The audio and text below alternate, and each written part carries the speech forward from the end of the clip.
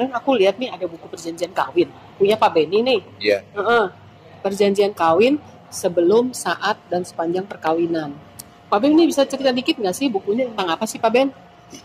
Supaya pada tahu nih buku ini. Sebenarnya masalah perjanjian kawin itu kan sudah banyak orang tahu, ya. Anak-anak muda banyak juga bikin perjanjian kawin. Cuman buku itu saya sengaja siapkan karena dalam prakteknya banyak orang sebenarnya pengen bikin perjanjian kawin atau kebutuhannya memang mereka membutuhkan membuat surat perjanjian kawin, tapi tidak dimungkinkan karena perjanjian kawin itu dulunya hanya dibikin sebelum perkawinan dilangsungkan. Iya, kita tahunya dulu kalau berdasarkan Kitab Undang-Undang Hukum Perdata sebelum pernikahan dilangsungkan itu harus dibuat ya. Ya. Nah sekarang itu dengan adanya putusan dari Mahkamah Konstitusi memungkinkan sesudah nikah pun kita buat. Oh, jadi lebih fleksibel lah istilahnya gitu ya. Lebih ada pilihan. Ya.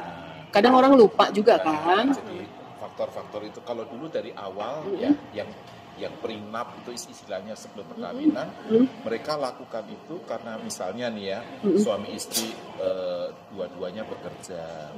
Jadi mereka pengen punya penghasilan yang mereka bisa mengelola sendiri. Nah, makanya mereka bikin prenup sebelum pernikahan.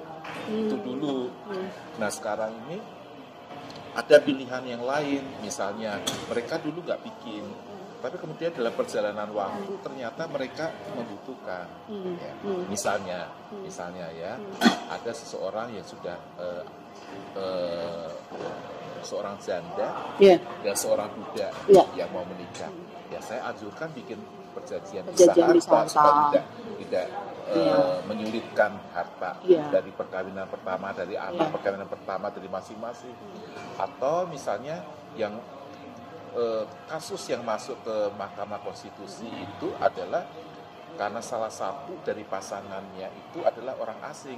Maka dia membeli aset kan kesulitan. Ya, waktu membeli aset kesulitan karena begitu dia membeli aset, sedangkan dia kawinnya kawin campur, tidak ada perjanjian pisah harta, maka akibatnya harta itu ada unsur asing di dalam kepemilikannya. Otomatis dia harus turun ke hak pakai.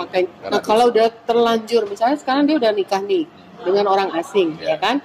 Dia udah beli aset gitu, beli properti lah di Indonesia gitu kan. Dengan demikian kan, maka akan jadi turun hak ya dari atas properti yang dibeli. Misalnya tadinya HGB, dengan adanya unsur asing, maka turun menjadi pakai misalnya. Nah, kalau kita buat dengan perjanjian setelah pernikahan, terus bagaimana nih Pak? Ya kalau misalnya dia akhirnya dia sepakat untuk membuat dalam perjanjian perkawinan, istilahnya mereka mau istilah bahasa sehari-harinya mereka mau bikin pisah harta, udah keburu kawin, bisa ya. Nah, kita bisa ada dua pilihan juga, bisa mulai berlaku saat sekarang ini katakanlah ini atau tarik mundur nih sampai waktu dia pertama kali kawin. Nah tapi di situ harus ada beberapa yang persiapan yang mesti dipenuhi. Misalnya harus memenuhi asas publisitas. Harus diumumkan berarti ya?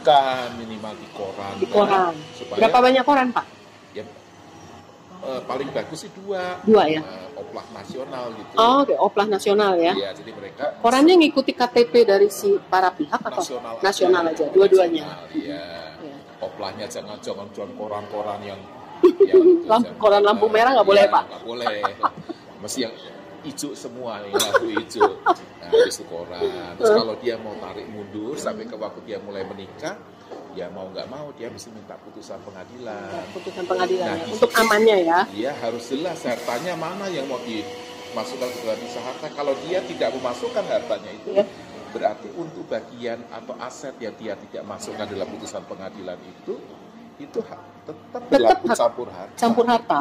Iya. Oh, jadi bisa kejadian seseorang itu punya harta yang campur, punya harta yang sebagian lagi hanya dipisahkan berdasarkan harta dengan kondisi seperti ini. Nah, asal mulanya itu cerita atau gugatan ke Mahkamah Konstitusi itu adalah karena seorang wanita yang mempunyai suami asing. Nah, tapi karena keputusan Mahkamah Konstitusi itu kemudian berlaku, maka berlaku untuk seluruh orang Indonesia. Sekarang banyak yang mereka membuat perjanjian pisah harta itu. Gitu. Memang persyaratannya lebih rigid, lebih sulit dibandingkan kalau waktu sebelum nikah, tapi bukan berarti nggak bisa. Ini soal terobosan baru yang sangat mungkin. Gitu. Bacalah buku itu, kalian pasti ngerti lah ya. Di sini juga udah ada contoh-contohnya ya, contoh-contoh putusan pengadilannya juga, contoh aktenya seperti apa. Jadi dimungkinkan sebelum pernikahan, saat dan juga sepanjang perkawinan. Silakan. Mau dibuat lagi juga nggak masalah ya. Jadi kalau kita terlambat, nggak ada kata terlambat. Silakan. Hanya berarti kita harus mencatat aset-aset apa yang sudah ada. Kalau memang sampai sudah terlanjur misalnya mereka membeli aset, kemudian menjadi agunan di bank, terus baru membuat perjanjian setelah pernikahan, bagaimana Pak? Memungkinkan nggak? Memungkinkan dalam hal pihak banknya juga setuju untuk aset itu. Jadi bank juga harus tahu. Walaupun untuk itu kan kalau misalnya dia nggak mau ngaku bahwa dia ada hubungan dengan bank juga nggak ketahuan ya Pak ya, sebetulnya ya Pak ya.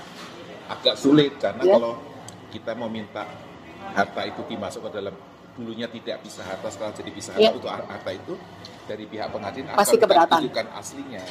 Aslinya ada di bank, bagaimana caranya? Oh, pada saat di pengadilan itu pasti akan diminta aslinya untuk diperlihatkan. Oke, jadi mau tidak mau itu memang pasti ketahuan ya. Kalau tidak ada keberatan dari pihak bank ya nggak apa-apa.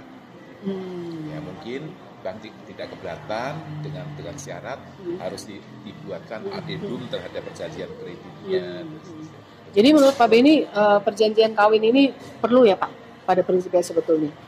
Perlu nggak perlu? Perlunya adalah kalau kita melihat kebutuhan kita, ada kebutuhan, sedangkan dulu kita melalaikan atau kita dulu nggak kepikir, sekarang ada kesempatan. Tapi kalau di zaman sekarang mungkin untuk anak-anak muda perlu banget ya?